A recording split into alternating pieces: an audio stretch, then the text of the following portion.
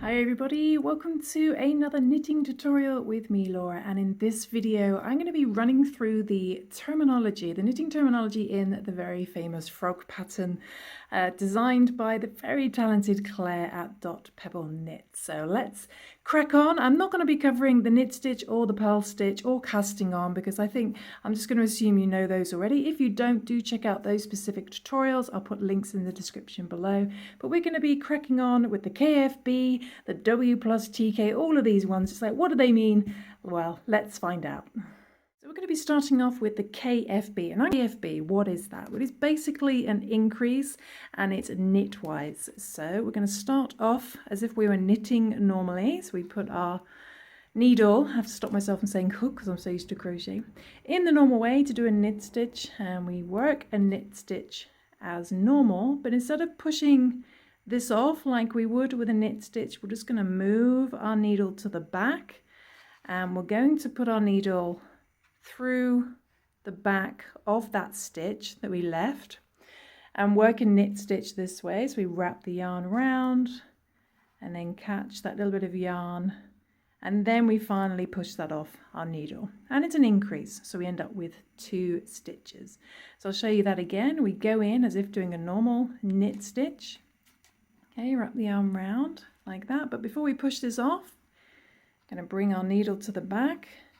I'm going to go under the back of that loop, wrap the yarn round, work a knit stitch this way, and then finally push that off.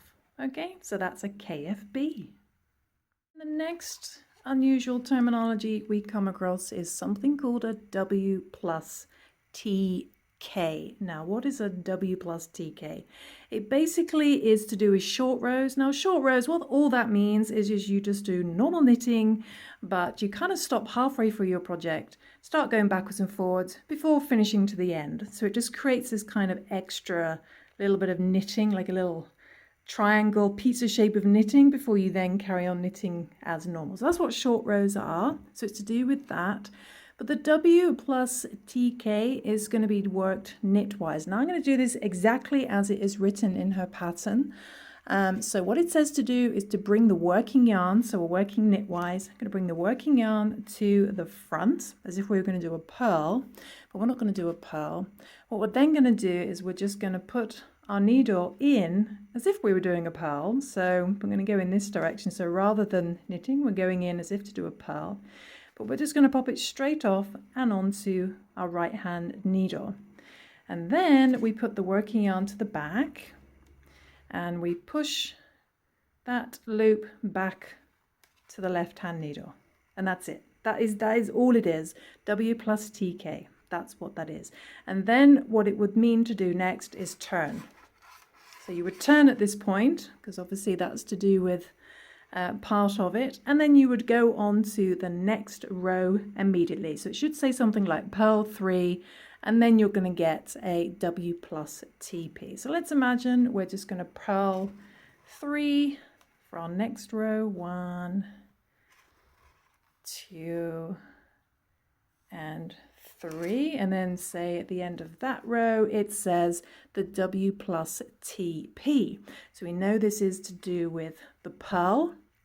So it's very, very similar. We take our working yarn, which is sat here at the moment, but this time we take it to the back as if we're doing a knit stitch. As if we were going to do a knit stitch, we're going to put our needle in the stitch and just pop it onto the other needle. Then we bring our yarn back, and then we're going to put this stitch back to where it was. Okay, and then we turn our work. And that's all it is. That's all a W+Tp is. And then we're ready to carry on knitting. So then it might say knit 2, for example, in our short rows. And then at the end of that row, you might get a W+Tk again. So there we go. That's how to do the W+Tk and the W+Tp. So after that, in the pattern, you're going to come across something called SKPO. SKPO. So what does SKPO mean? It's basically a decrease, and it's going to be done knitwise. So what we're going to do though is we are going to put our needle in as if we're going to start a knit stitch, but we're going to just pop it straight onto that needle and not do anything with it. We're just moving it from one side to the other knitwise. Then we knit the next stitch as normal. So it's a normal knit stitch. And then we want to grab that one we just moved over and we're going to bring it over the knitted stitch. And that's what it is. That's an SKPO. So we're going to put our needle in as if starting a knit stitch, but we're just going to move it straight over to the needle. Then we do actually knit the next stitch. So let's wrap that yarn around, and then we grab that one we just slipped over, bring it over the knitted stitch, and we're done. And we've decreased twice there. So that's an SKPO.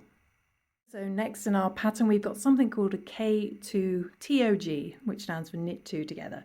And that's fairly straightforward. Instead of knitting just one stitch, we're going to move over to the next one and we're going to grab them both and put our needle in as if knitting just one stitch, but we're knitting the two together like so, and that creates a decrease. So you've got one stitch instead of two. So that's nice and simple. And of course, the same thing applies to the next thing that appears in your pattern, which is going to be a purl two together. So we're on the purl side here, and all that is, instead of purling one stitch, we're going to grab the next one along as well in the purl direction, and we then just purl those two together as if it was one stitch, like so. So that creates a decrease as well. So instead of going through one, we go through two. Sometimes we might even say purl three together, in which case you would grab the next one as well, and we just purl them together. Okay, so that's a P2tog, purl two together. And last but not least, we've got a PFB, which is actually probably the most fiddly. So it's very similar to the KFB, so it is an increase.